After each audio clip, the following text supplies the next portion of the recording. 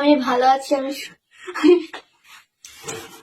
11 বছর বয়সী শুভা, যে বয়সে আমাদেরকে আমাদের মা বাবা মুখে তুলে খাওয়াই দিত, আর এই বয়সে শুভা তার নিজের গাছের ছোট ছোট কমলা লেবু ধরছে।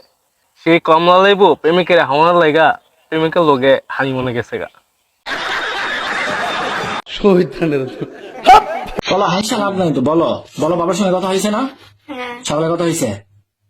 2 রাত 2 দিন বাংলাদেশের মানুষ একটু ঘুমায় নাই এই 11 বছর বয়সী শুভার জন্য। সবাই টেনশনে অস্থির, এত সুন্দর কিউট একটি মাইয়া কোথায় হারাই গেল। সবাই ভাবছিল 11 বছর বয়সী মাইয়া যদিও তারে খুঁজে পাওয়া যায় হয়তো বস্তায় ভরা লাশ পাইব, কারণ এই বয়সে মায়ারা যাইব কই। কিন্তু না, তারে পাইছে প্রেমিকের সঙ্গে হানিমুনে। যাদের অল্প বয়সী পোলামায়া আছে তাদেরকে বলতাছি, আপনাদের পোলামায়ের হাতে অতি শীঘ্রই একটা করে আইফোন কিনা দেন। সেই ফোন দিয়া টিকটক বানাইব, এক টিকটকার আরেক টিকটকার লগে পরকীয়া সম্পর্ক করে লিঙ্ক ভাইরাল করব, আর আমরা পাবলিক যারা আছি সেই ভিডিও দেখা মজা নিব।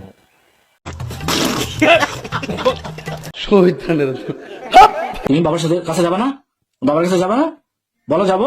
যাব।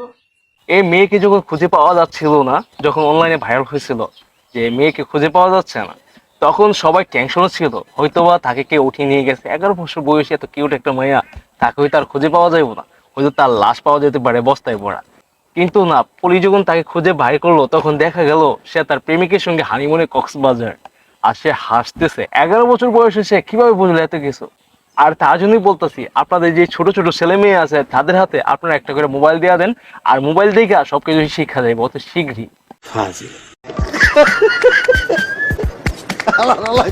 এই যে ঘটনাটা ঘটছে তার জন্য আমরা দুঃখিত, আর আমি যেভাবে ভিডিওটা বানাইছি এটা একটা মজা করছি, কিন্তু ঘটনাটা রিয়াল।